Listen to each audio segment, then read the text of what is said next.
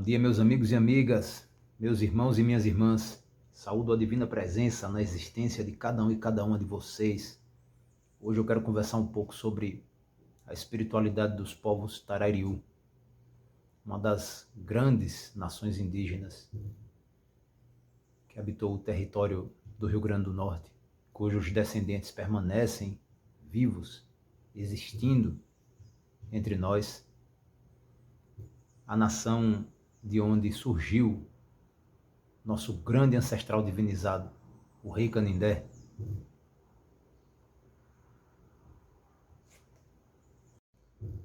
O pouco que eu irei lhes transmitir através desse vídeo provém das pesquisas de Olavo de Medeiros Filho, que foi um dos grandes historiadores brasileiros, um dos maiores historiadores do Brasil, do meu ponto de vista.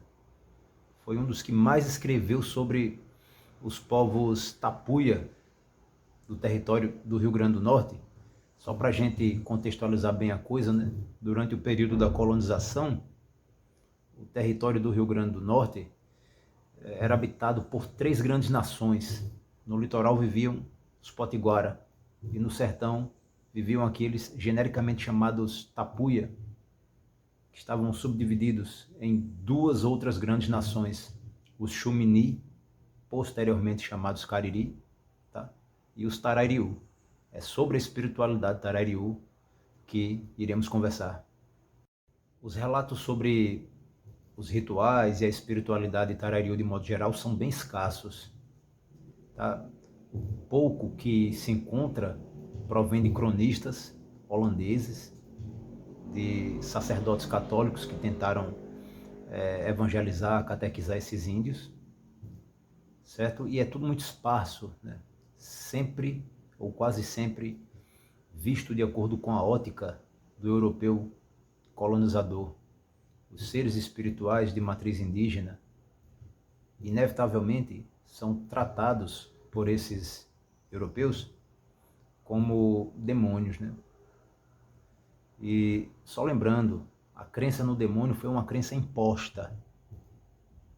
Tá? A catequese cristã, seja católica ou protestante, trouxe para o território brasileiro a crença na existência de um ser espiritual, um rei das trevas.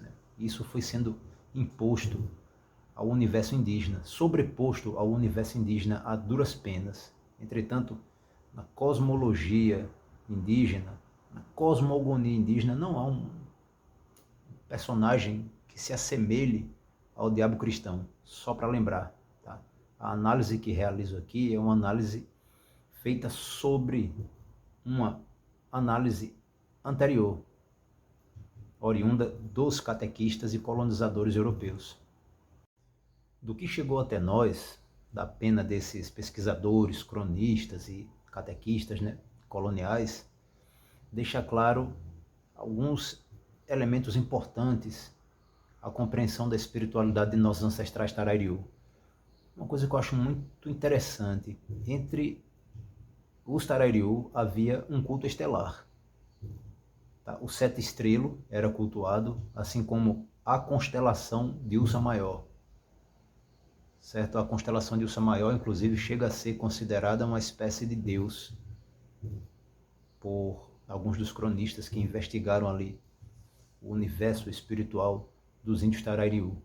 Então, esse culto estelar, de origem remotíssima, tá?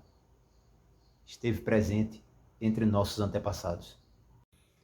Outra coisa interessante é que os Tarariú acreditavam na imortalidade da alma, ou seja, após a morte, o indivíduo em espírito viveria eternamente, a não ser em casos de morte provocadas por picadas de cobra, tá? Por envenenamento ou por violência cometida por um inimigo. Após a morte, uma entidade espiritual perguntaria ao falecido a causa de sua morte. Se sua morte fosse morte natural, o espírito do morto seria direcionado, conduzido a um local paradisíaco, onde abundaria peixe e mel. assim como os povos potiguara do litoral e seus vizinhos Xumini, os Tarariu também possuíam seus pajés, que eram considerados feiticeiros pelos holandeses que conviveram com eles, né? Bem, os pajés possuíam um papel importantíssimo na comunidade Tarariu.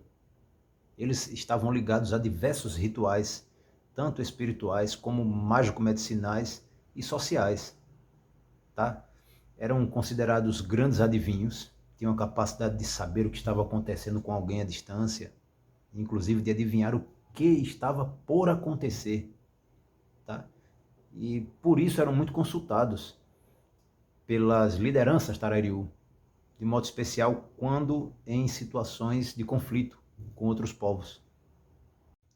Eram responsáveis pela cura, pelo tratamento de doenças, mas o que parece ter chamado muito a atenção dos cronistas europeus foi a capacidade que esses pajés Tarariu tinham de evocar espíritos, de evocar entidades espirituais. Eles eram grandes evocadores, né? E tanto eles evocavam as entidades quanto invocavam.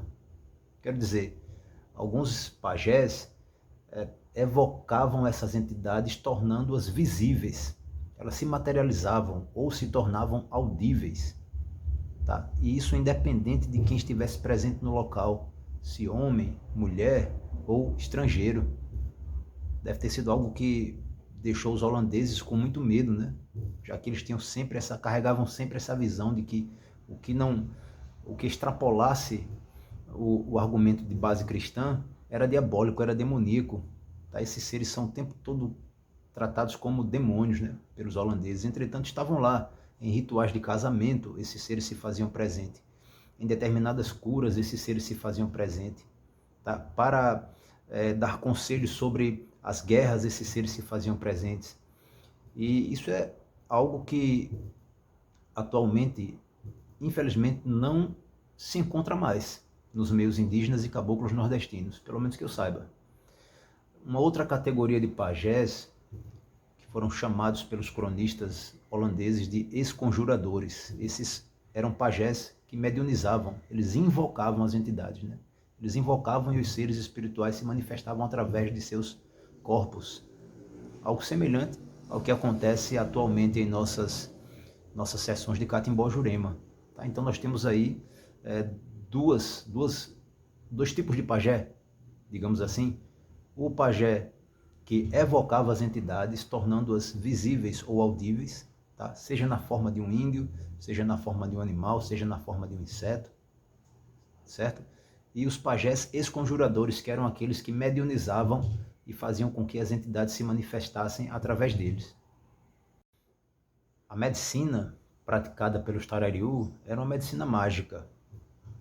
Tá? É fitoterápica e mágica. O que é que significa isso? Preste bem atenção. Ao mesmo tempo que esses índios manipulam as ervas, manipulam plantas, eles evocam a força espiritual das plantas. Tá? Todos os lugares são regidos por entidades espirituais.